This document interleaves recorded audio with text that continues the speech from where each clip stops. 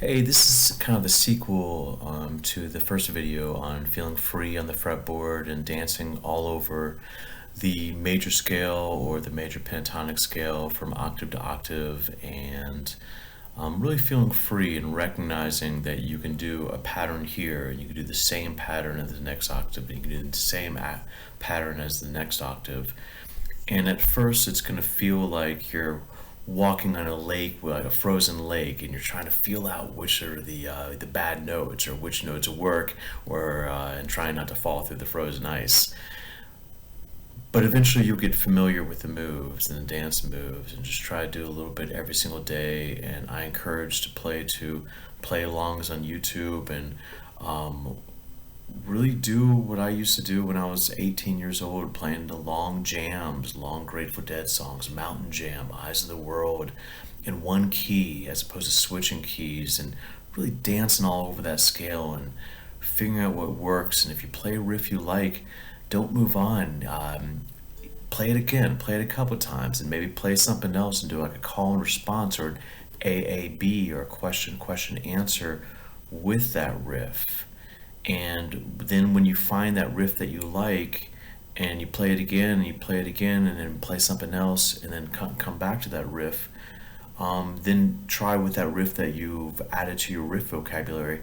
These pretzels are making me thirsty, and try to play the riff backwards, emphasize a different note, try to play that same riff, and as opposed to moving on to learning something else, see how many different ways you can play that same riff.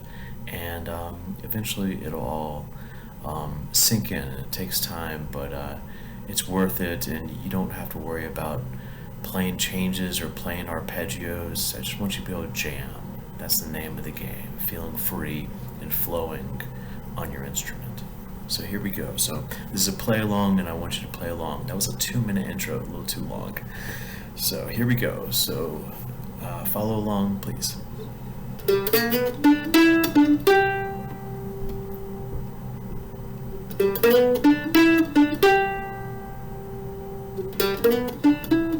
And I'll do one riff and I'll repeat it a couple times, and then I'll do a variation of that riff, and then I'll do it the next octave up and the next octave up.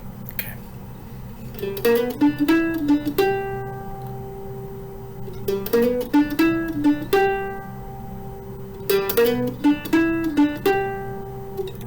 Actually, I'll do it next octave up.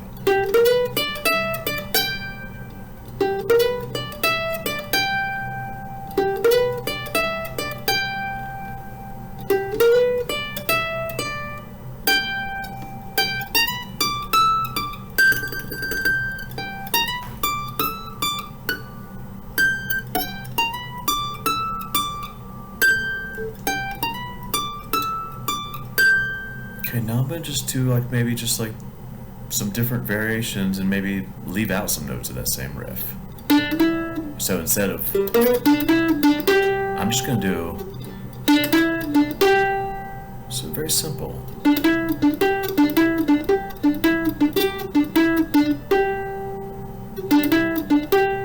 Or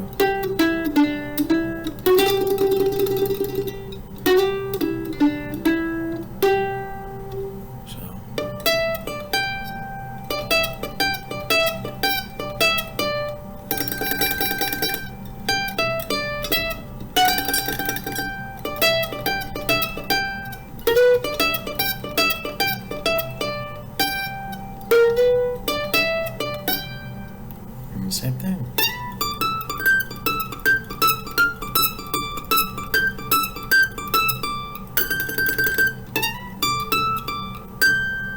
Okay, and let's see, how about I'll add a blue note, which is this note.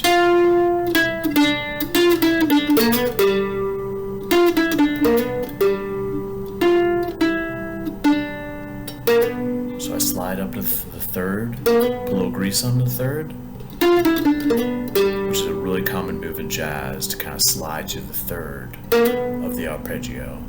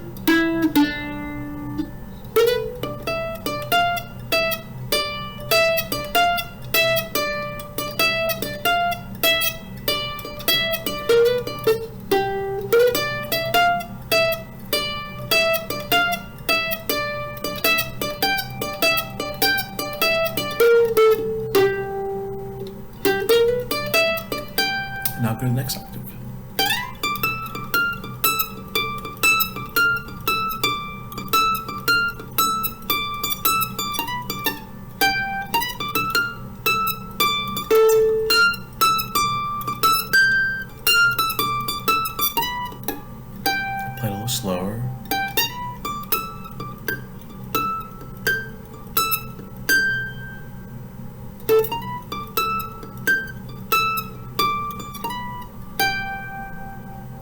And let's see what else. I'll do kind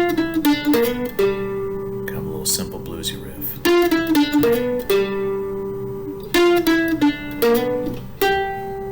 So we slid up to the third and then back to the root. Doing it up here.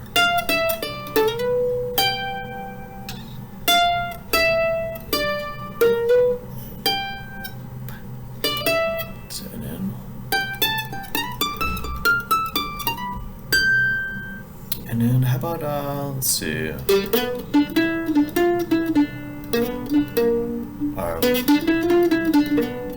guess that was the same riff as last time. Let's see. Maybe I'll just jam it. I'll just kind of show you like when you finally, come up with your own riffs, something that feels balanced to your ear, trust your ear.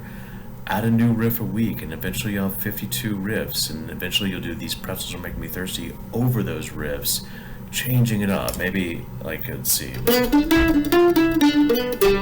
how can I change that up?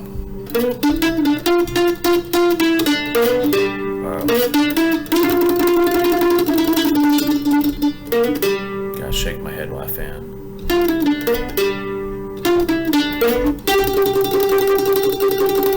So I have a simple riff. I'll take it again to the top. And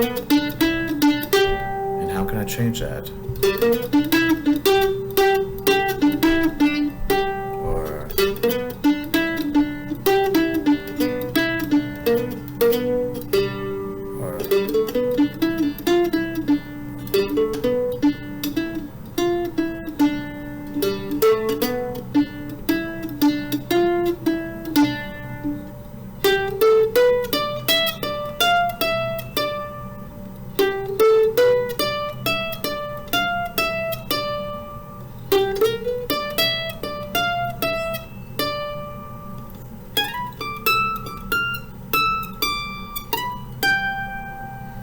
so let me show you, like, just kind of jamming. Like if you were just jamming to, like, a funky hippie jam, you're at the Boulder Theater or something, seeing the Grey Boy All Stars or the new Master Sounds, or it's the Into Shakedown Street, and it's kind of a long jam. And what you can do with that, dancing all over the scale, once you've kind of built up that riff vocabulary and you feel a little more comfortable with which notes go together, and that takes time and experimenting and trusting your ear. So let's see. I'll lay down a little funky rhythm.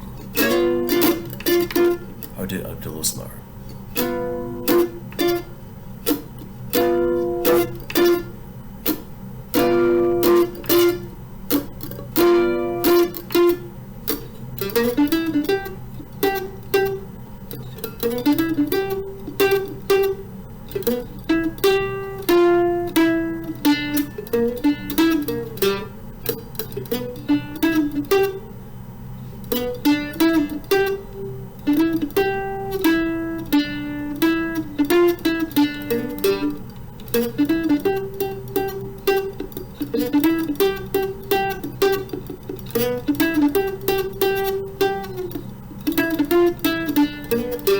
Watch that. I did a riff, I repeated it, and then I responded to it. Question, question, answer, call and response. I'll do it again.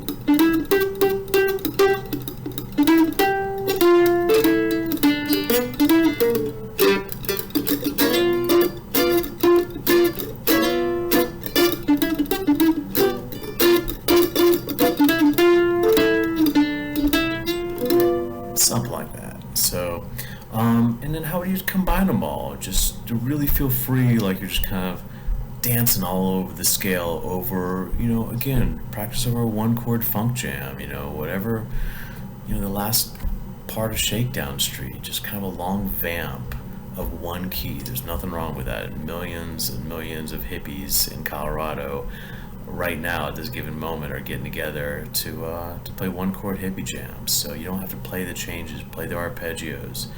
Do that, but don't let that stop you from really feeling fluid and developing your voice and feeling free, and then add the arpeggios and all that stuff. But first, add your personality, feel one with your instrument.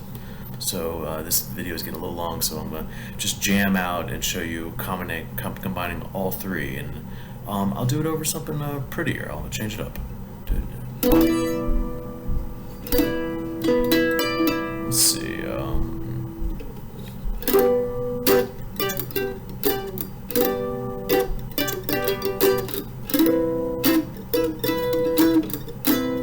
I'm just doing G and C.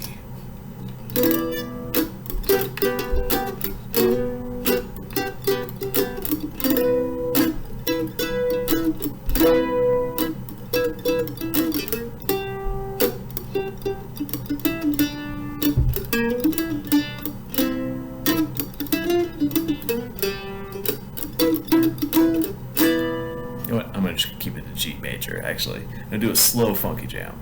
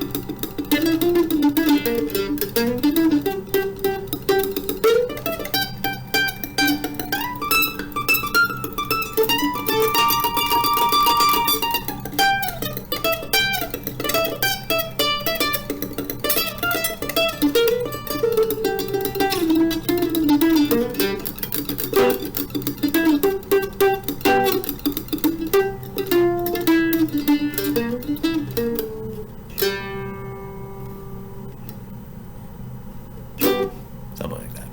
I'll do one more over that 2-5-1 because again I encourage jamming over in one key in the 2-5-1. Just play alongs all over YouTube, and it's just A minor to D7 to a G major, and it's a chord progression that's in the key of G major, so you're safe over those G major scales and patterns. So here we go.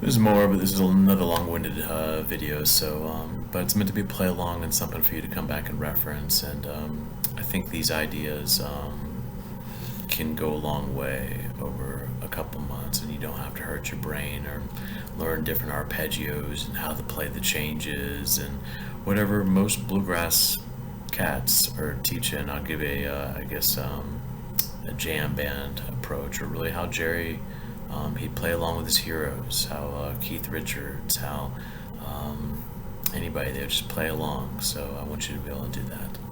And that's it. Enjoy.